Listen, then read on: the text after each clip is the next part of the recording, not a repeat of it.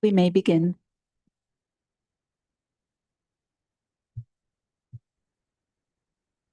Welcome to the Cannabis Regulation Commission meeting.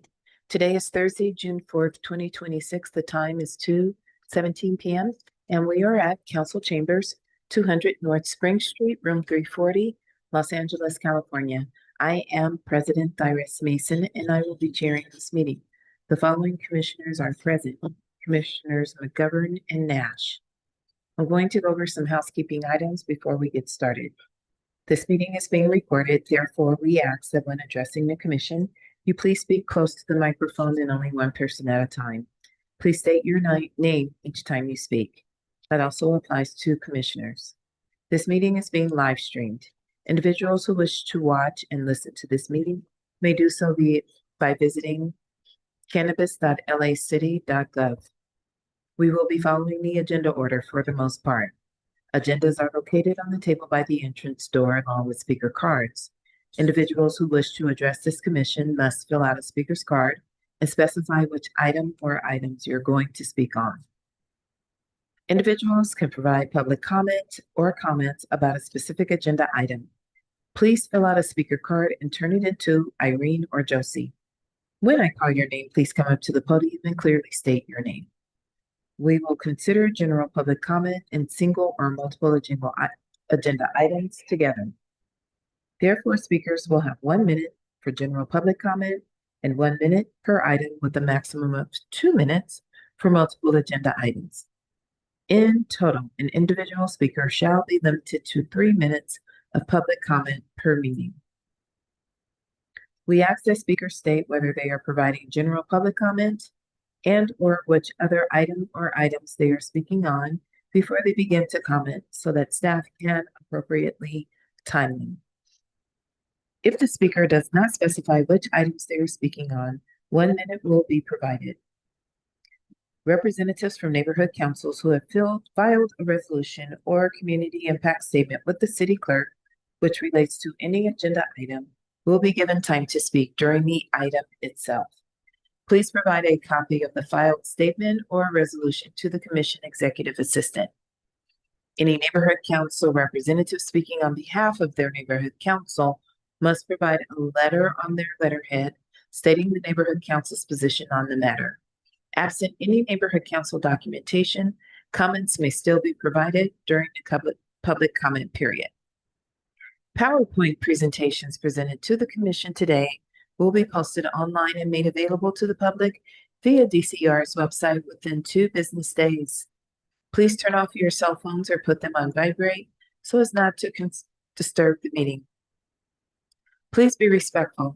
Disruptions will not be tolerated. I am designating authority to issue warnings for public disruptions to the city attorney in order to preserve decorum and help maintain order in the meeting. If you disrupt the proceedings, you will receive 2 warnings. If you continue the disruptive behavior, you will be asked to leave the meeting. We are on to item 1, the public comment period.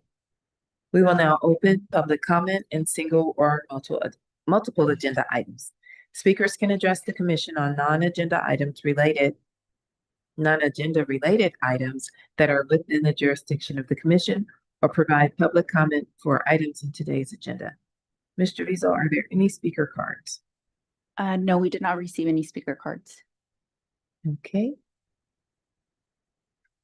Then both the general public, and single or multiple agenda item periods are now closed. On to item 2, elected office, neighborhood council, and other public entity presentations. This is just a reminder that any representatives of neighborhood councils who have filed a resolution or a community impact statement with the city clerk, which relates to any agenda item, will be given time to speak during the item itself. Please provide a copy of the filed statement or resolution to the commission executive assistant.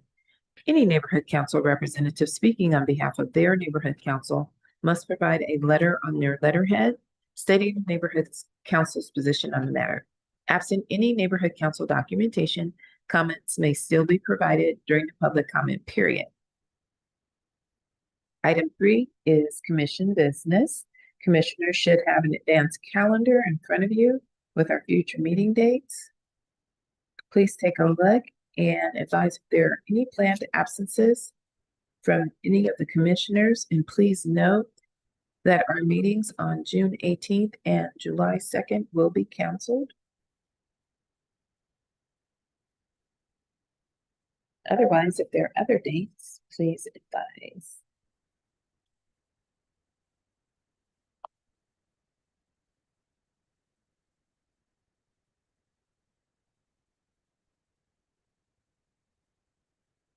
Hearing none, we will move on to the approval of minutes.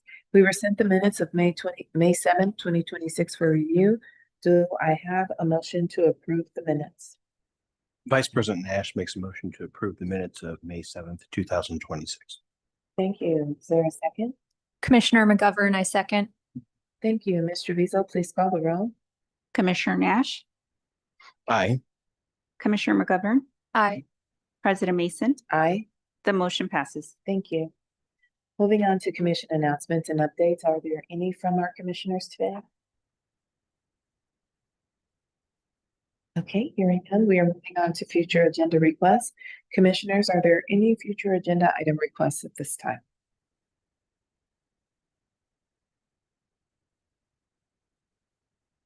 Hearing none, we are moving on to the discussion of Council File 26-0124.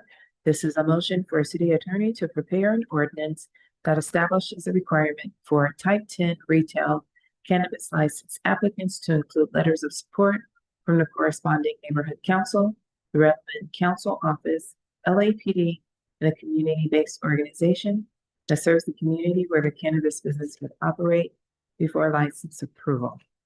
I would imagine that we're not, since there's going to be a transition. General Manager Garaki, have we heard any updates on this? Not at this time. Okay, I imagine it's going to be later down the line. Pardon me? Maybe later down the line, since there's going to be a transition in city attorney. The item has not been agendized for the Government Operations Policy Committee yet. Okay, thank you. Moving on to item 4, a report from the Office of Finance on the Cannabis Business Tax Amnesty Program. That is Council File 25-0600-S125. Is there a report? Good afternoon. Matt Crawford, Assistant Director of Finance. Good afternoon. Thank you for being here. You're welcome. So today, I'm here to give the Commission a little presentation on our proposed Cannabis Business Tax Amnesty Program. This comes out of a motion from the Council last spring, actually, and it's been through the Council committee structure all the way once, and we're back having this program kind of reconsidered at this point. It's right now pending Budget and Finance Committee. So the current situation slide, I think, is probably something you guys probably already know all this stuff. This was aimed at the council, but currently city has approximately this number says 750. It's a little less than that at this point. Licensed cannabis businesses. That cannabis retail activity is taxed at a rate of 10% of the gross receipts. For the current fiscal year, that's expected to bring in approximately $70 million in general fund revenue. The outstanding tax liability for our cannabis businesses currently sits at approximately $385 million. This is where I start talking about caveats to that number. That is the total amount of liability on our books. Much of that liability is owed to us by businesses that are no longer existing. So that's really not money that we have any ability to track down. A reasonable portion of this money is also, as it goes, too old for us to legally pursue. Not that it's can't be paid, but the Office of Finance has passed the timeline for us to take legal action against those businesses for that liability. There's a 3-year statute of limitations on the taxes. Let me go to the next slide.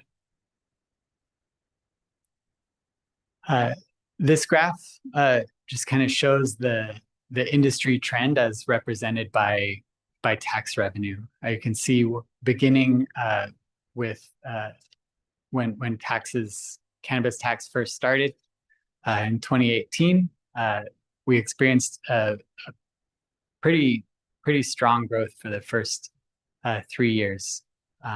The growth in the industry as the industry established itself was very high in those first few years, kind of peaking during the back half of the pandemic.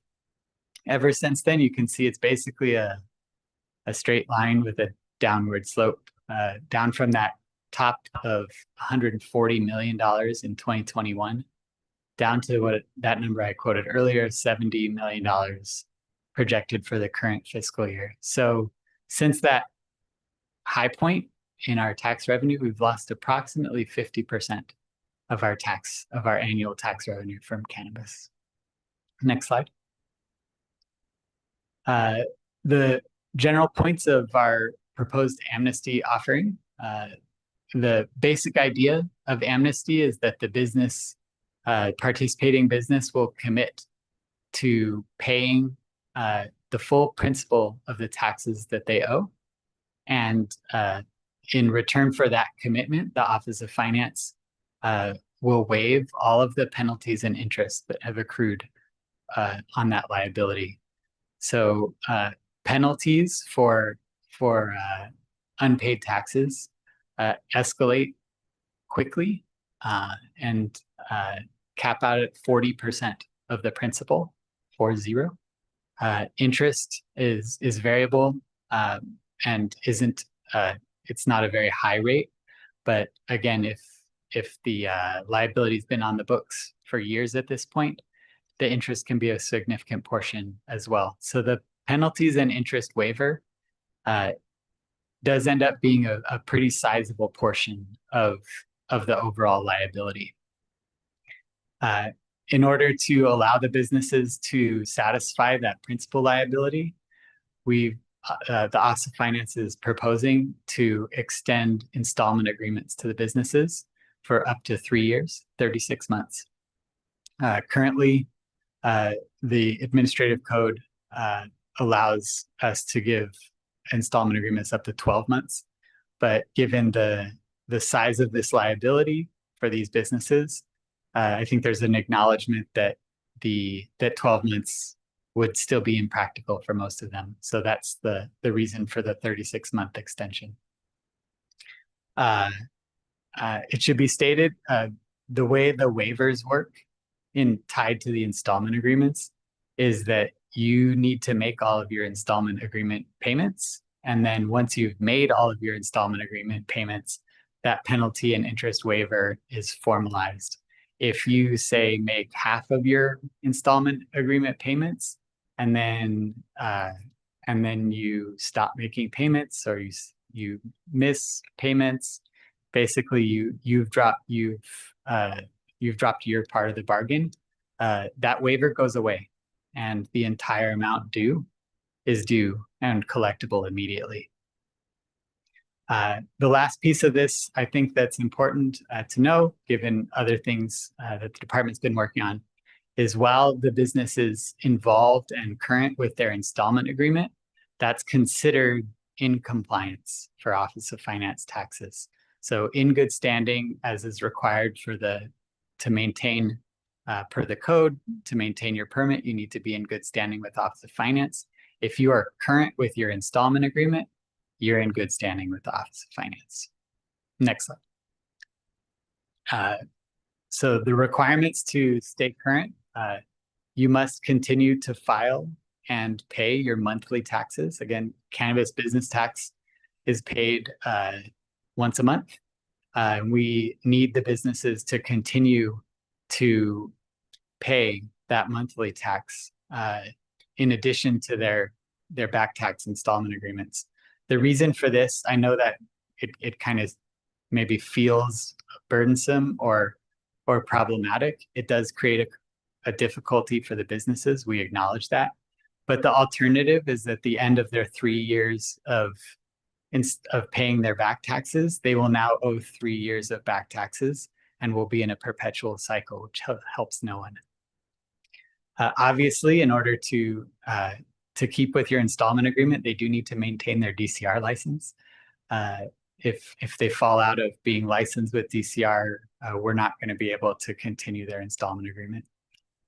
You have to make all your installment payments.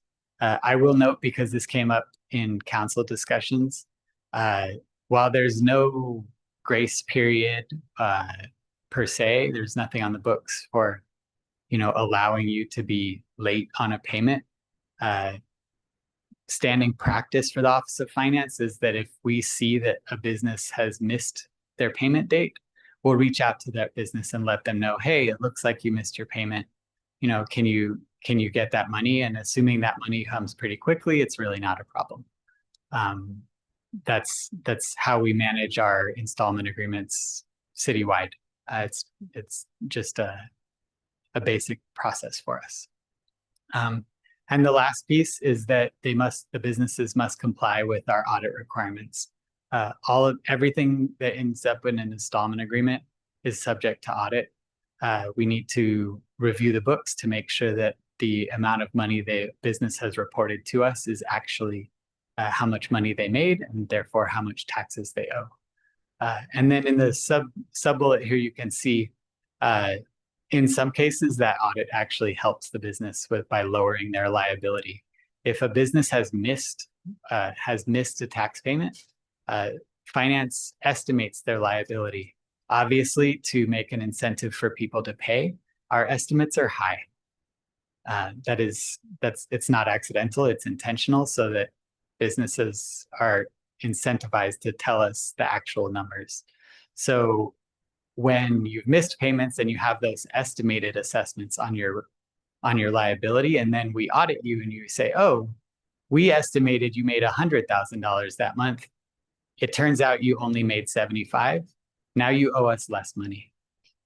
So that is often what happens in these cases when there are missed payments on the taxes. So I'm not promising that audits will come out positive for everybody, but it is definitely our experience that has happened. Next slide.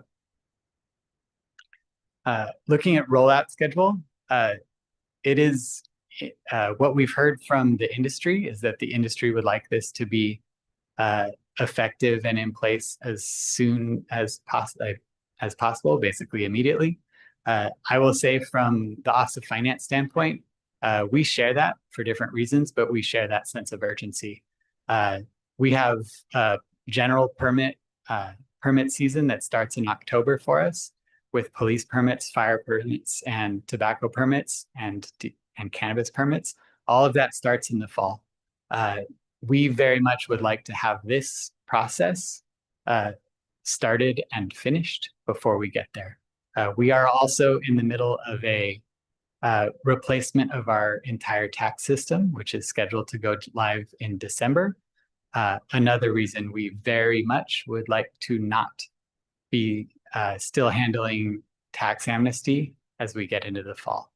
So the plan here is that, assuming council approved this in June, we will begin publicity and notifications to everybody in July. Our plan would be to use our newsletters and our outreach capability along with DCR's newsletters and outreach capability. We'll work with the council as well to get information out kind of broadly. And then we will also, since we obviously know every business that owes us taxes, we'll send a specific notification to those businesses, to every one of them, that says, hey, on our books, we show that you have an overall tax liability of this much money. We're doing this amnesty program. It looks like you are eligible for it. Please contact us if you're interested. So we'll do that outreach both generally and specifically. And then the plan would be to begin accepting applications and setting up in those installment agreements in August, and finish up the process by the end of September.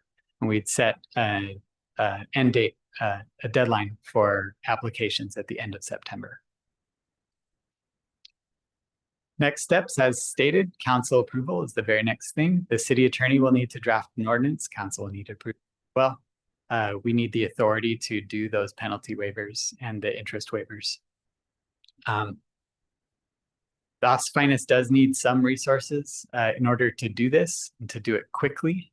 So we've asked for a couple $100,000 in overtime and $100,000 for temporary staff, which will help process those installment agreements. And then we've committed we've committed to one report back at the end of October, where we would tell everybody how many businesses participated, how much we waived, how much money we expect to collect. The council office in Government Operations Committee also asked us to report back mid-summer on outreach activities, so we'll do that as well. And that is the end of my presentation. I'm obviously here for questions, should you have them.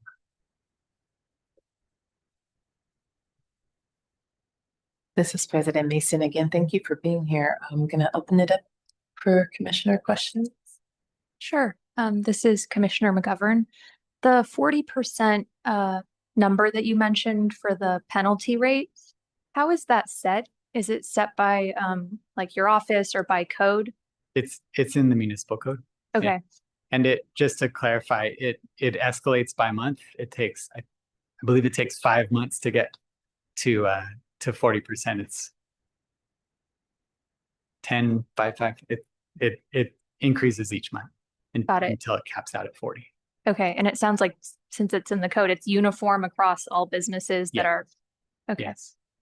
And then a second question, I saw in the committee report that there was the potential of longer agreements, longer than 36 months for smaller businesses.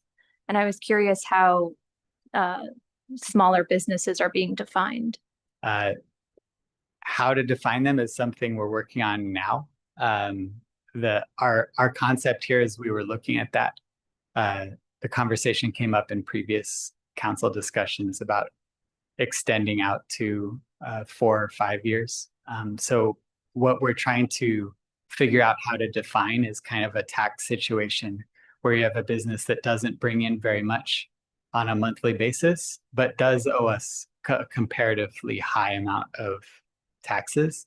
And so we can look at that and say, well, at your monthly income, even 3 years is obviously not going to work for you. And so, you know, given how much you owe us. So if you're a large business, you owe us a lot of money. Well, maybe, you know, hopefully you can handle it. If you're a small business and you only owe us a little money, hopefully you can handle it. If you're a small business that owes us a lot of money, we'll figure out a way to make it a little more practical. And the specific definitions of that, like I said, we're working on that now, and we'll provide that language to Budget and Finance. Okay, thank you.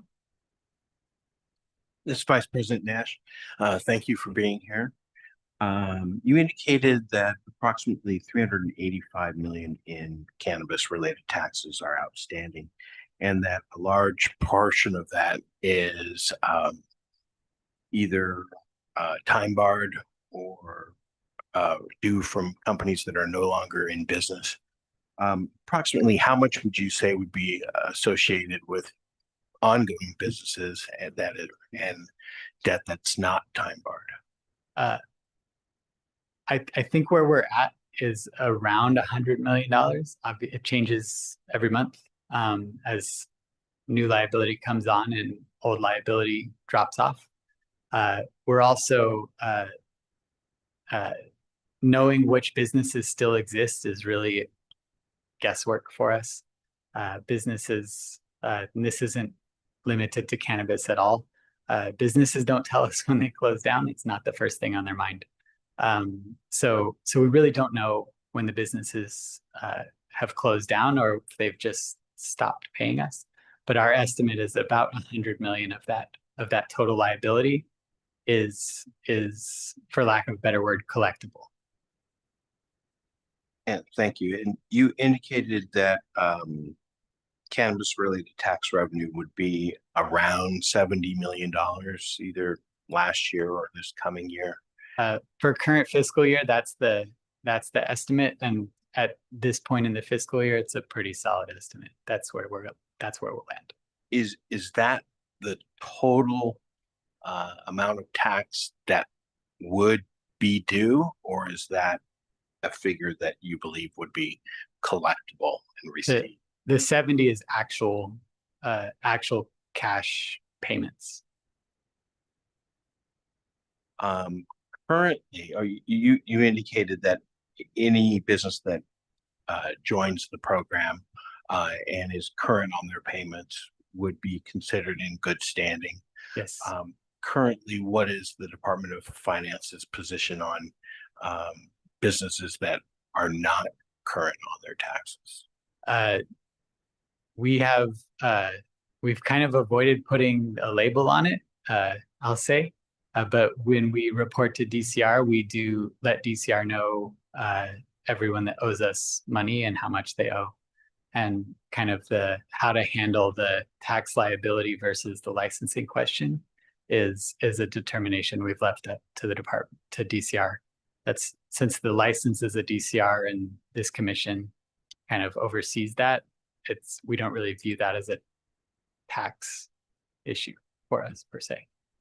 If the Amnesty program is approved, would that change the Office of Finance's position on the status of businesses that are not current and not in the Amnesty program?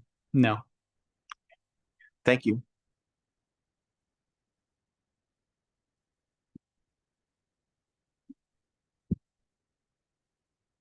Hi. I'm going to shift lanes a little bit. I want to, since we have you here, we have this opportunity.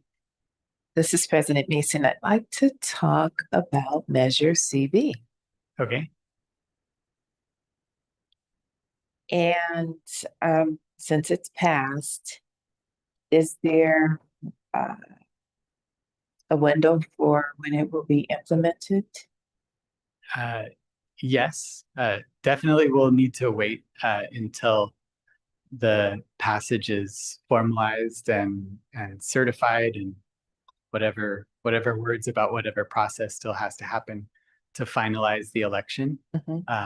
We've been kind of operating on the assumption that the kind of true effective date of the tax requirements will be July 1st. I can't tie to that because there's still actions to take that we have no role in. But that's what we've been assuming, is that the implementation of that requirement would be July 1st. And how are you guys going to identify the illegal operators? As many ways as we can. I think this will be something that we definitely have to work with DCR really closely on. We'll pull information from complaints. We will probably do some rather unofficial Google searching just to identify businesses that may be out there. I think we also we do have already field enforcement staff in finance that are out in the city, walking door to door, and have the ability to identify stores when they see them. I'll say candidly that we've historically told our field enforcement folks to avoid those locations. And this is one of the challenges that I see using our field folks. The field folks will be able to identify the stores for sure. But I don't think I'm going to send my staff into those locations to tell them that they owe us a bunch of money on their own. So that is something we haven't worked out yet. but it'll be kind of a partnership across the city to see what resources we need to work that out.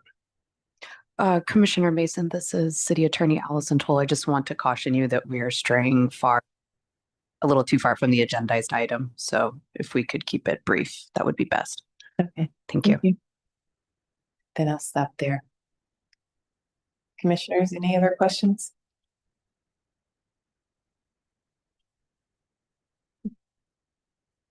Okay, well, I have no questions today. Thank you. Actually, could I chime in? You may. Is that possible? Matt, thank you for coming. I appreciate it. You want to state your name for the record? Yes, ma'am, I do. I'm Michelle Grakian. I am the Executive Director of the Department of Cannabis Regulation. I will be speaking about this later on in my report, but the questions that you had, Commissioner Nash, in relation to good standing, we will address that later on when Matt and the Office of Finance attended the City Council Government and Operations Committee meeting this Tuesday. The ordinance for the good standing report, the DCR's good standing report, was approved by the GO committee and will likely go to the Budget and Finance Committee at the same time as the Office of Finance proposed tax amnesty program.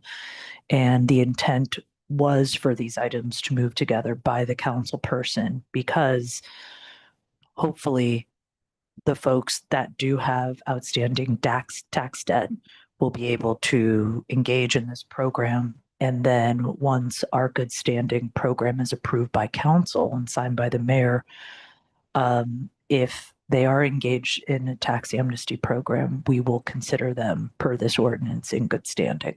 So you hit the nail on the head. And I just want to say that there's a lot of synergy here with these two things, trying to provide relief for our tax businesses or our cannabis businesses that are facing insurmountable financial challenges.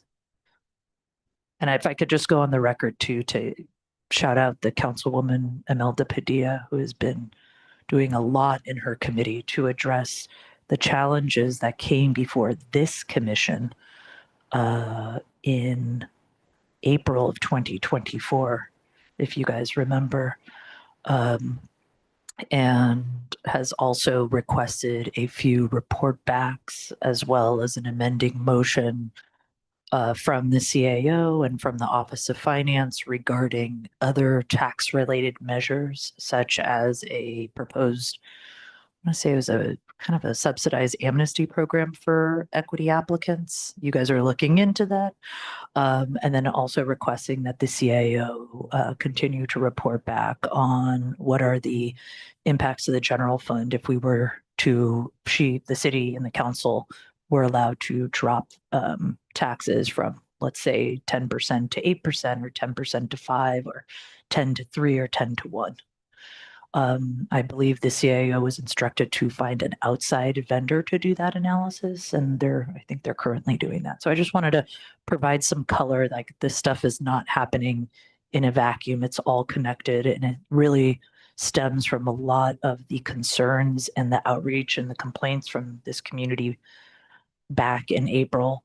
And a lot of people in this building have really stepped up to try and address this challenge and continue to try and address this challenge so that we could provide all the support within our power to ensure that this industry remains viable. I don't want to say robust, but hopefully some folks do get there. So thank you for letting me speak. Thank you. This is President Mason. Mr. Crawford, thank you for being here for your report. We are on to item 5, which is the report from the Executive Director. Great. You get to hear more from me. It is Michelle Grakian, the Executive Director of the Los Angeles Department of Cannabis Regulation. I want to thank everybody who's joining us online. I want to thank the folks that are in the audience that schlepped down to City Hall, so thank you. Thank you, commissioners, for being here today and providing service to your city. If it's okay, I'm going to jump around a little bit on this presentation, Brittany. Can we go to slide 9, please? There we go. 2 more. There we go.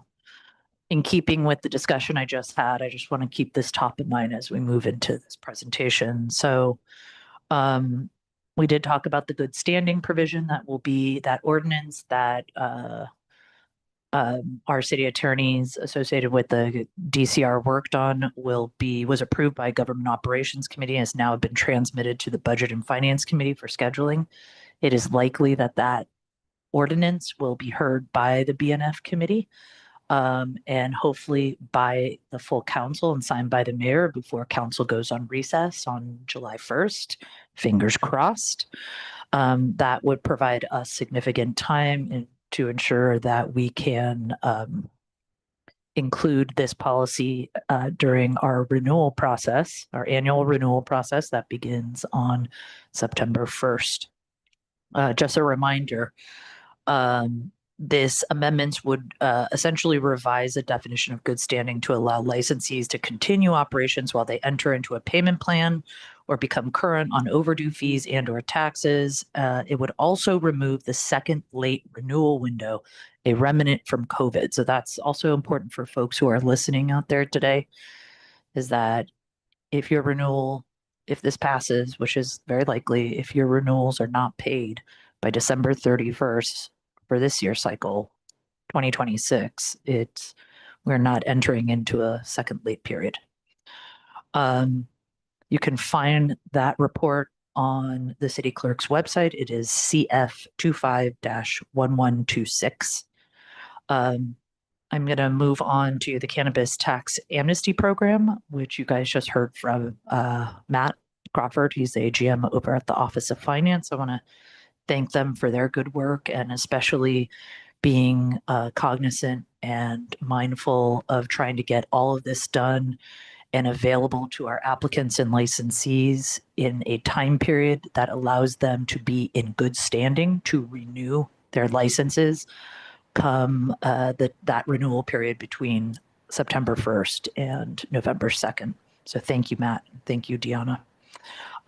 It should be noted that not last week, but the week before, Councilmember Imelda Padilla introduced a motion which would allow social equity individual applicants to sell ownership interest to any individual or entity. Right now, the law is that SEIAs can only sell to other verified SEIAs. And she introduced that motion. She scheduled that motion for her committee last Tuesday. It was approved.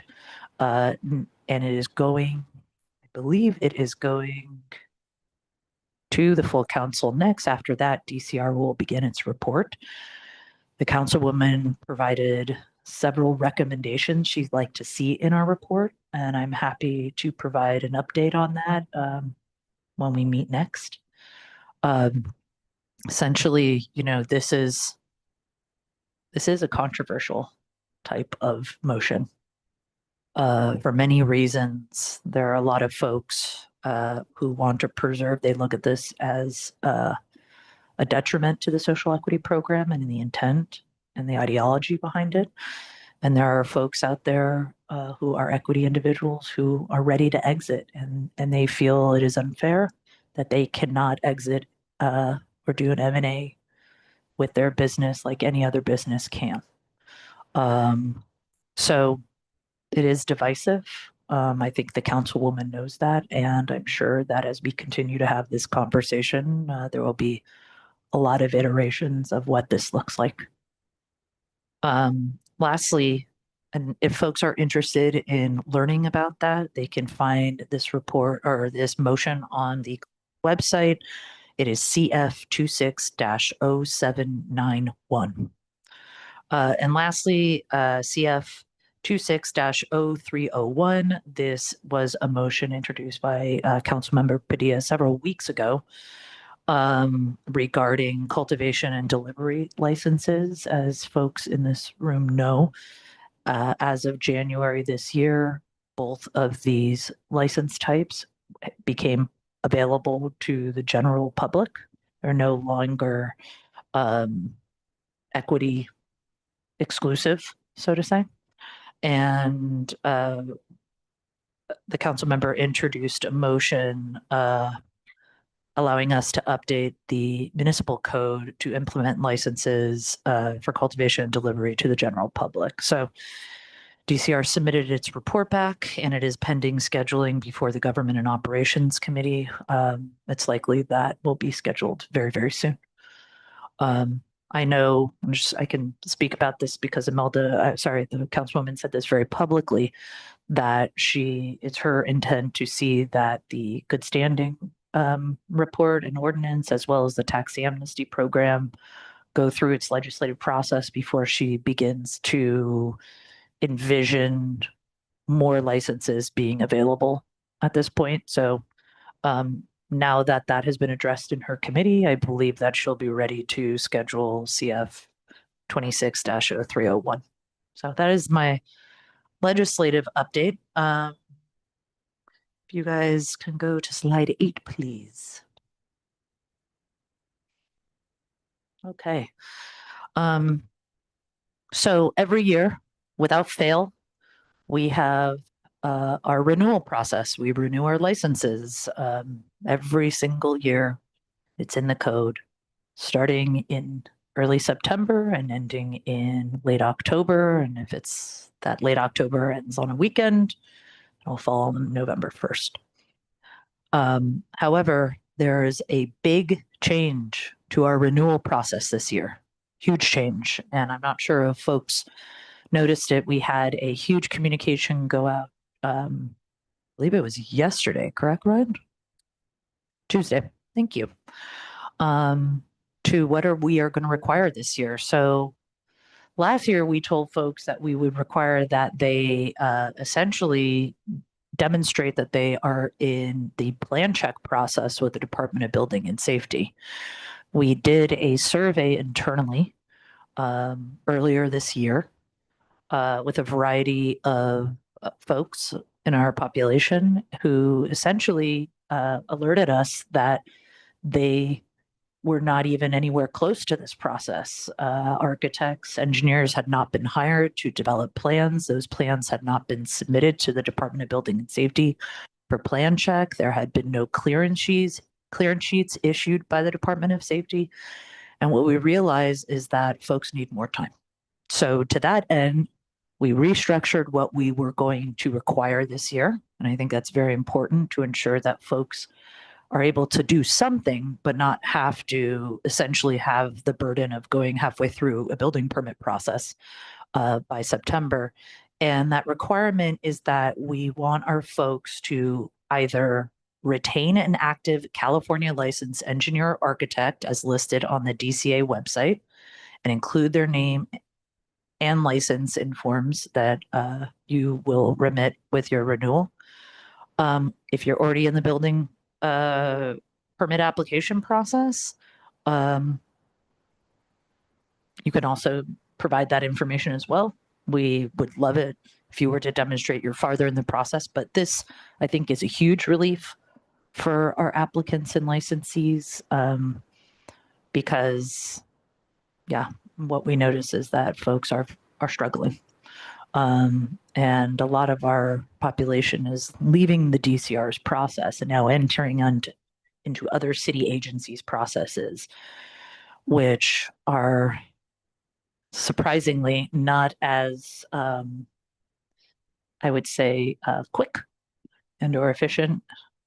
So anywho, this is a major change that we have made this year, and I hope folks are pleased, and I hope this will provide a little bit of relief.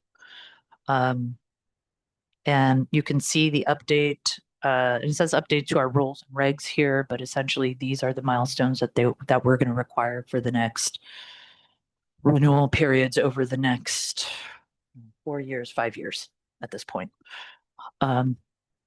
So that is that slide. Can we please go to slide 7? Thank you. All right. The DCR submitted our 26-27 budget last year, in November 2024. The mayor released her budget in April of 2026. We lobbied for a lot of things that were not included in her budget. We went and lobbied the city council for for things that we hope they would include in their budget. Alas, the only thing that was approved in both the mayor's and the council's, ultimate council's and the city's adopted budget was one new principal accountant position intended to help DCR improve payment processing. They also allowed us to delete 7 position authorities to help reduce DCR's costs in line with the reduced number of licensees. So that is not surprising. What the adopted budget did not include were the following requests: was transferring the costs of the DCR's compliance and enforcement investigative unit to the general fund to focus on public safety. 1.5 million for DCR's social equity BLC business licensing compliance program, and a reduction in 1.1 million in funding DCR provides to other city agencies such as the clerk, personnel, and LAPD overtime. I will say the one thing that did come out of the several council budget hearings was a special study to be conducted for the CED general fund requests and a reduction in the other funding requests for other departments. And so DCR will continue to press for that report soon. And with the passage of Measure CB that President Mason talked about earlier, hopefully there is going to be some money provided to city agencies that handle both legal and illegal cannabis enforcement. Praying. Anywho, that is the conclusion of my report. Please let me know if you have any questions. This is President Mason. Thank you, General Manager Garakian. I wanted to go back to Council File 26-0791.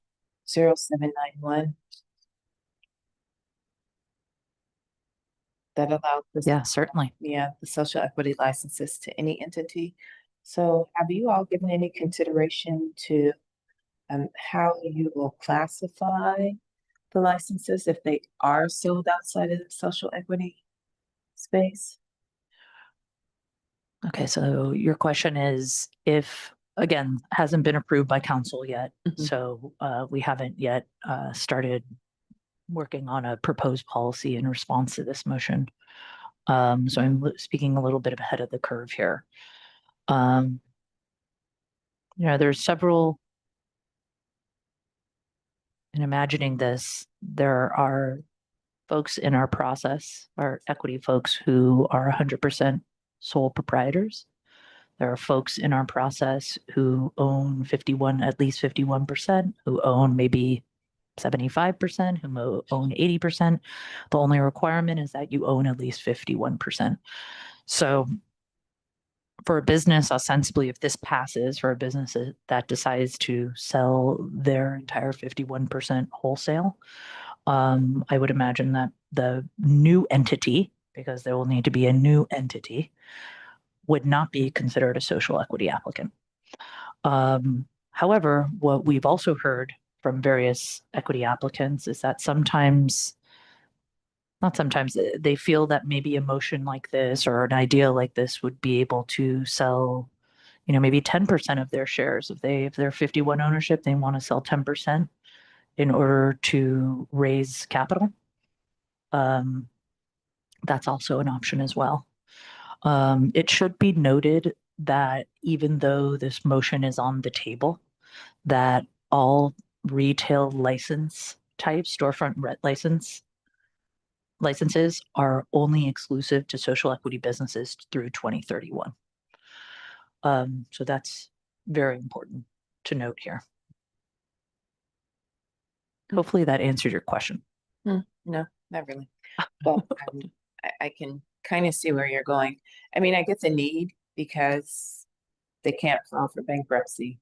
So they are married to this debt until further notice. And there needs to be an exit strategy for them that is a little less hostile or a lot less hostile than staying in a market that no longer suits you. Has there been any consideration to any other type of exit strategies Or other than, well, never mind. I was gonna say other than selling the license, but if you want out, you want out, you want to be able to sell. yeah, I mean, essentially, in a nutshell, this allows them to exit the industry if they want. Unfortunately for cannabis, this is a lot of brave people are in this industry because they continue to persist in an industry that doesn't have access to easy capital. There's no business deductions that are available at the federal level. They can't declare bankruptcy. It's federal legal, so they can't transport across state lines. It's very, very difficult. And I think folks that they've been in it for a while and maybe they're ready to move on. And I'm not sure if this motion would give them the ability to get the best value for their business, but it doesn't limit them. It wouldn't limit them per se. But I think that there's a lot of ideas that we will be thinking about over the next few weeks on what ostensibly this looks like. Should a business retain some equity ownership? That's a question.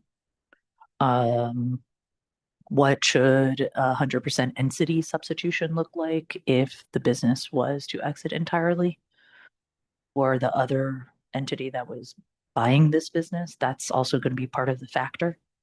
The other business is going to consider the debt that's on the books. They're going to consider the value of the assets.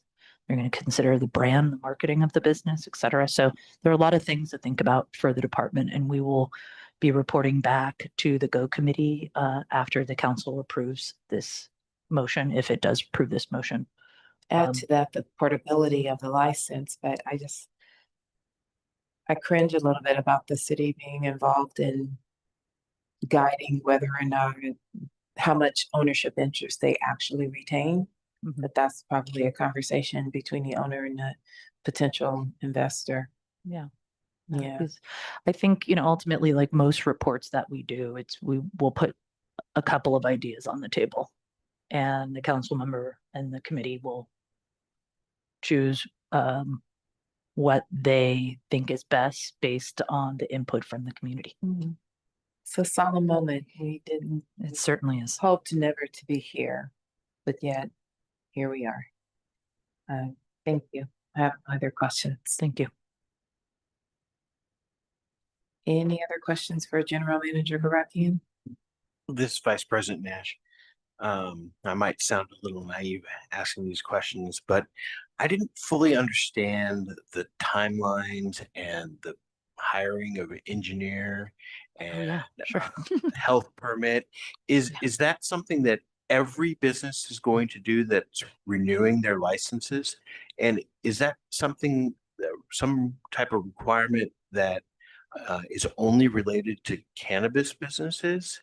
If I'm just operating from a point of view, if somebody's in a existing building or premises that is fully permitted and has a certificate of occupancy, what exactly are we talking about? Yeah, sure. So most businesses in the city of Los Angeles need to get a certificate of occupancy from the Department of Building and Safety before they operate a business. This industry has operated under the realm of temporary approval for many years, both at the state level for their dual licensure and locally. And what that means is that it's not that folks were absolved of having to go out and get permits from DBS and or fire and or even a county public health permit.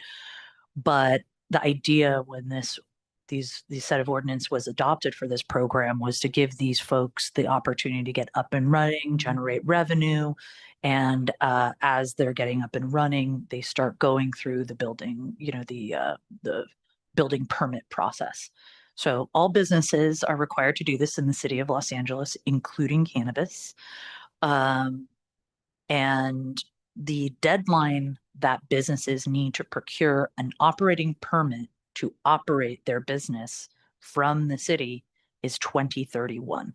So in order to get an operating permit from the city, and the DCR serves in that responsibility, you need to demonstrate that you have a certificate of occupancy from the Department of Building and Safety. In order to have a certificate of occupancy from the Building and Safety, you have to have a building permit from the Department of Building and Safety. And in order to get a building permit from the Department of Building Safety, you have to have submitted your plans of your business premises, which is called a plan check, to the Department of Building and Safety. So it's a multi-process through the Department of Building Safety that, depending on how large the business is, could take several years. A lot of our businesses are retail. I'm not going to say it's easy because it's difficult. It can be difficult, but it's definitely going to be an easier process for our smaller retail facilities. But this is something that needs to be done. And so, we've been telling folks about this for a very long time. And, this industry, as we've been talking about, has been going through incredible financial hardship. And so, they're thinking about their bottom line. They're thinking about payroll. They're thinking about paying their vendors. The last thing in their mind is, I need to enter into the building permit process. But the idea with these milestones, Commissioner Nash, is to really kind of scooch folks along, because we don't want to hit 2031 or even 2030 identifying that maybe 80% of our licensees are not in the process, and ultimately it's too late. So the idea here is to kind of softly push these milestones and include those in our renewal process, so that we know folks are working toward that, so they're not facing a cliff.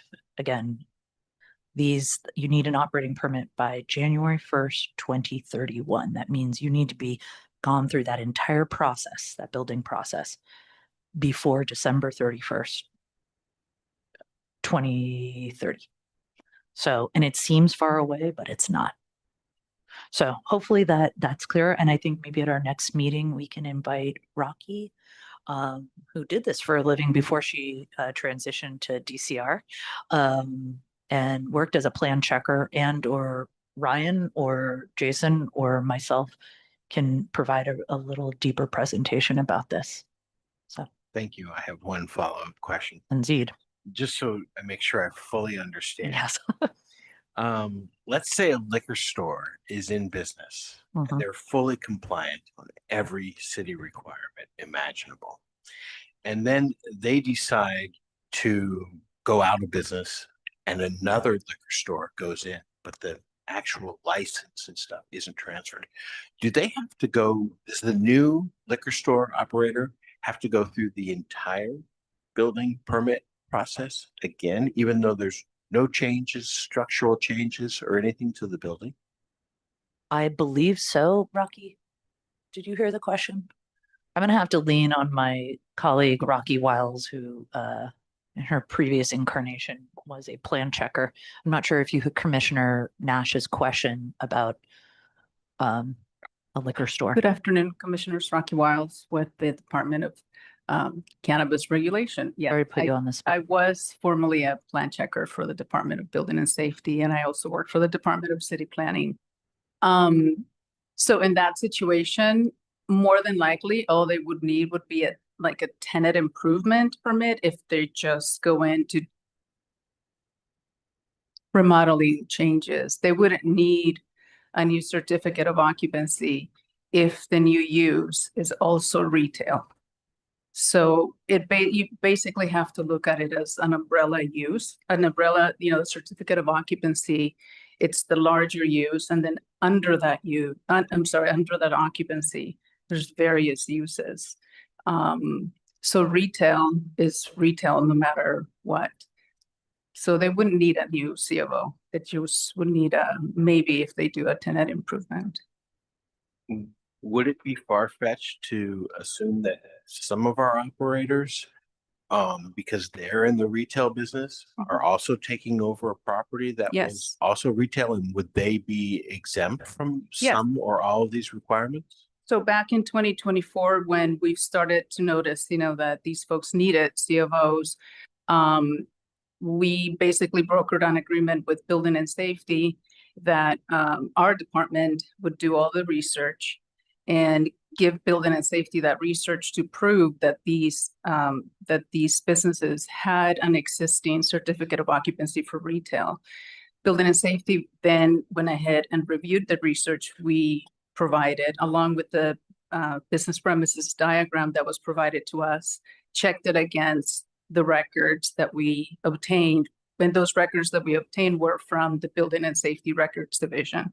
So we were basically doing the research of their database, giving it back to them, and giving them, the business premises diagram that we had. And we created a form that they signed and certified, yes, this business is an existing retail business, can continue to do retail. My staff did the research for all the retail businesses at that time, which was close to 240 locations. Out of those, I believe we had a little bit over 100 of businesses that were okay to continue to use that retail CFO. And so those folks were then referred to the health department to get their health department permit and their emblem placard. So that worked really well. But not everybody had a good, certificate of occupancy. So about 100 of those have to go and get a new permit to either, it doesn't have to be a new CFO, it could just be a change of use, a tenant improvement. But yes, you're right. That's a very good observation you made, because that was the case, and we did help many of our retail operators. Thank you. I appreciate your answering these questions that are a little off topic, but it all adds up over time. So thank you. You're welcome. It's totally on topic, actually, and it's really important. So thank you for asking them. Commissioner, nothing? Okay, well, we are finished. Thank you so much. Thank you very much, Commission. Moving on to item 6. DCR core record number 310089. The applicant is Noho District 2 LLC. The department's recommendation is to continue the matter to the commission meeting of July 16, 2026. May I please have a motion? This is Vice President Nash. Regarding item number 6, DCR core record number 310089, I move to continue this. Were we setting a date or a future date to be determined? July 16, 2026. To July 16, 2026.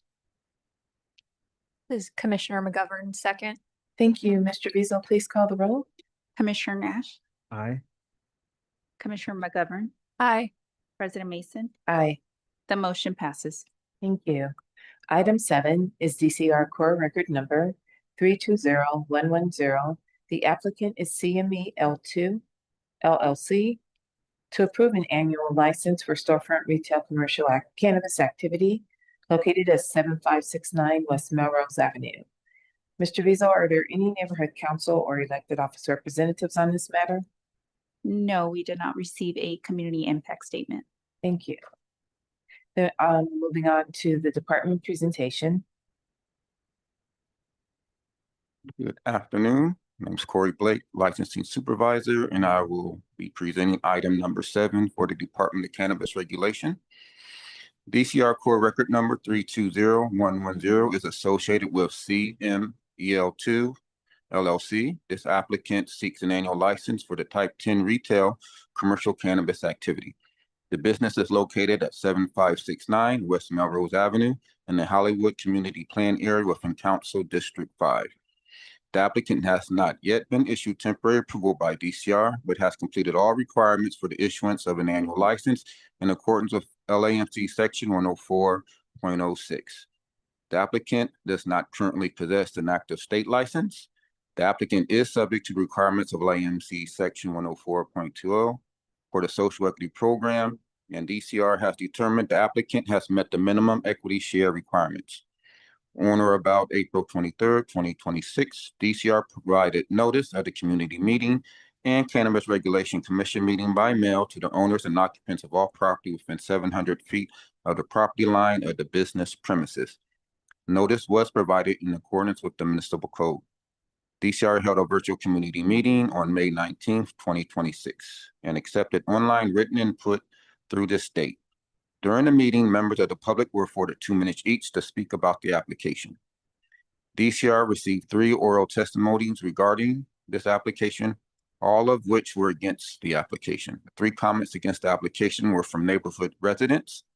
They cited concerns about negative impacts on the community by potentially increasing the crime, loitering, vandalism, and traffic congestion difficulties they already experience. Proximity to nearby schools, namely Fairfax and Walt Whitman,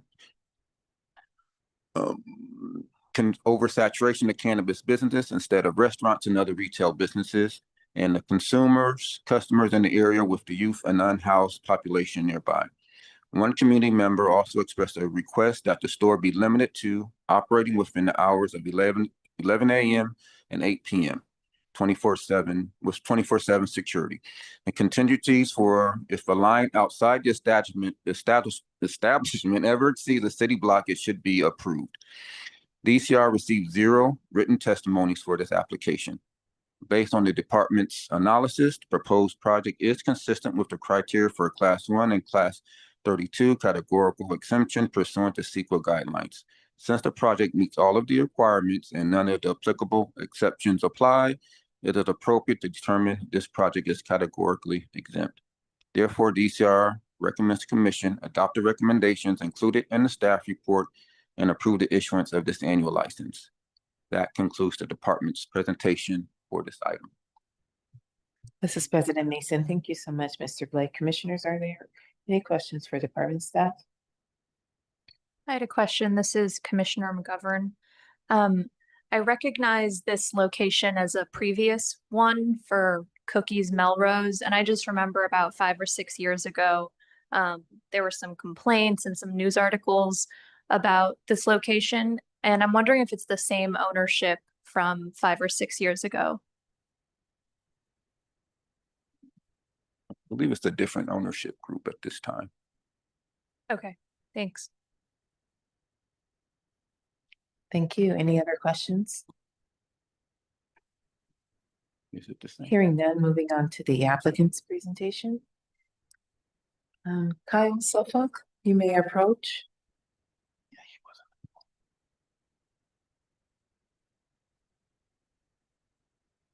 wasn't.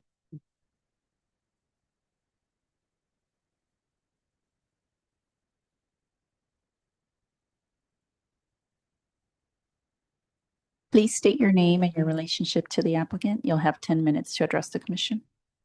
Thank you. Good afternoon, Commission. My name is Kyle Suffolk, and I'm a representative of CML2 LLC. I do want to clarify one thing that the commissioner brought up. The original Cookies Melrose that had a lot of issues, that was a different site closer down to the border of West Hollywood. This is an entirely different site, even though it's using the same trade name. And the ownership is brand new ownership, has no affiliation with the prior management or owners of that existing location. Outside of that, we completely agree with DCR's recommended actions to approve the annual license. And so we're here today to answer any questions regarding the project. This is President Mason. Good afternoon, and thank you for being here. I don't have any questions, commissioners.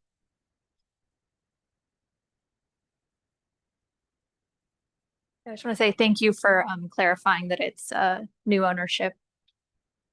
Yeah, of course.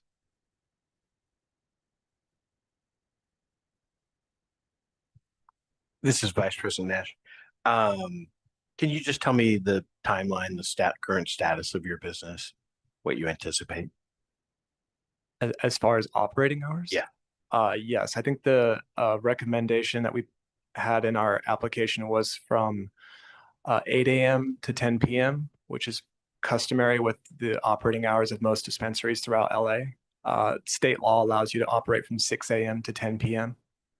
And that may adjust depending on just business traffic. So most likely 8 a.m. could bump up to 9 or 10 depending on sales, but most likely staying open till 10 p.m. Is the store ready to operate right now? It's fully built out. Beautiful store. One of the most beautiful stores in the city, I think. But we're actively working on obtaining the state license still. We anticipate obtaining that in 2 to 3 months timeline. And then diligently working on the Department of Health permit in the meantime. Okay, thank you. Okay, I have no, this is President Mason. If there are no further questions, we will move on to deliberation.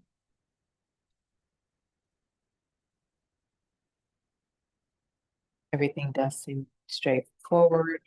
We have established that this is not the former Cookies location. So we don't have to consider border issues or hear about them later on down the line.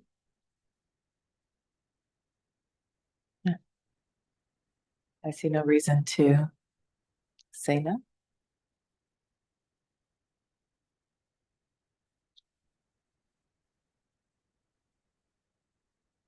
We're quiet today. Hearing no other input, is there a motion to approve? This is Commissioner McGovern. I make a motion to approve DCR core record number 320110. Is there a second? Vice President Nash seconds the motion. Thank you, Mr. Beazle. Please call the roll. Commissioner McGovern, Aye. Vice President Nash, Aye. President Mason, Aye. the motion passes. Thank you. We are moving on to item number 8, DCR core record number Thanks, 3. Commission. Bye. You're welcome. Thank you for being here again.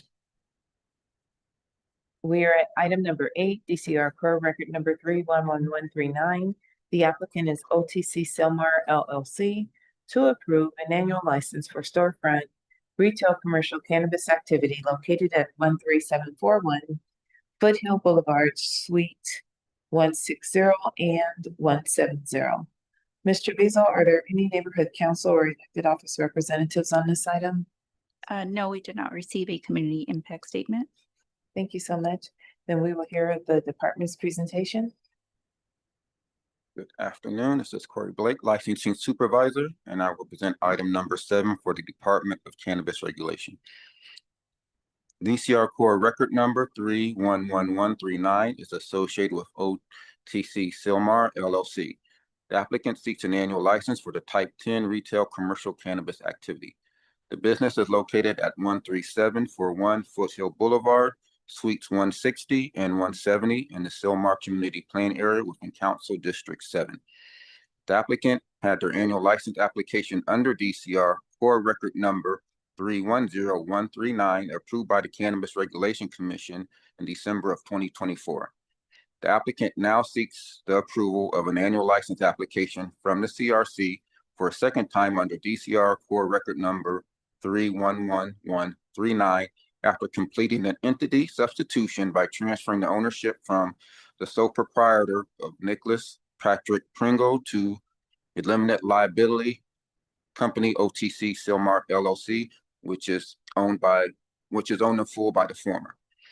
The applicant has not received temporary approval by DCR under the new entity OTC Sylmar LLC, but has completed all requirements for the issuance of an annual license in accordance with LAMC section 104.06.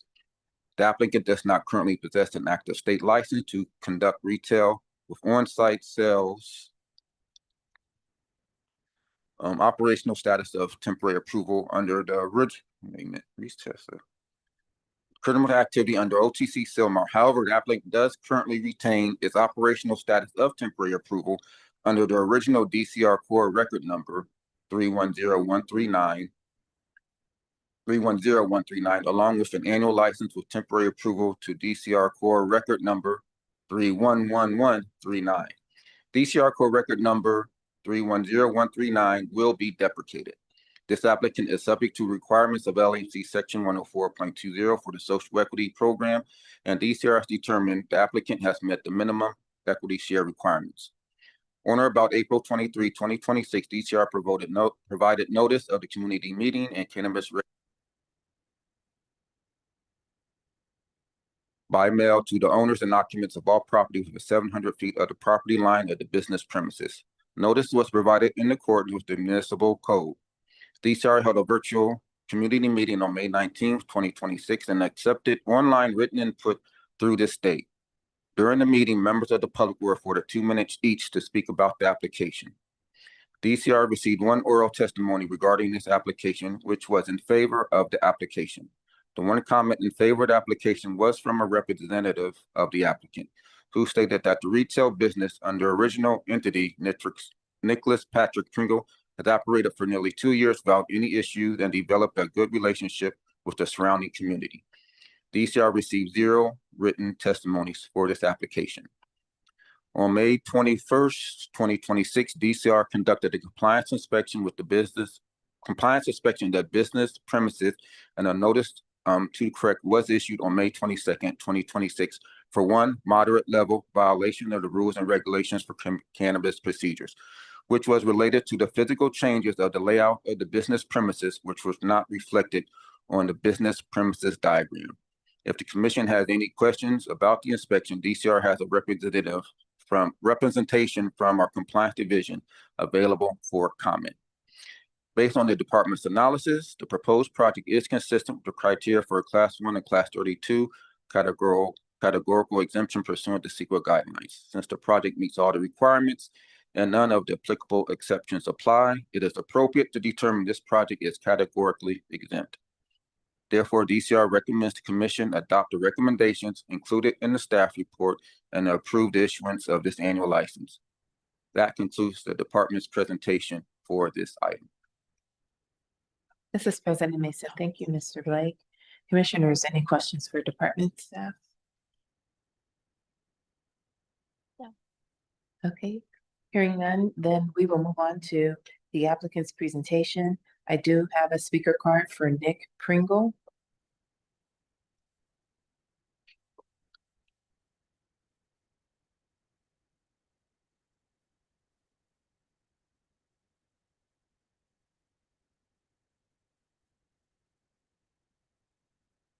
Please state your name, your relationship to the applicant, and you'll have 10 minutes to address the commission.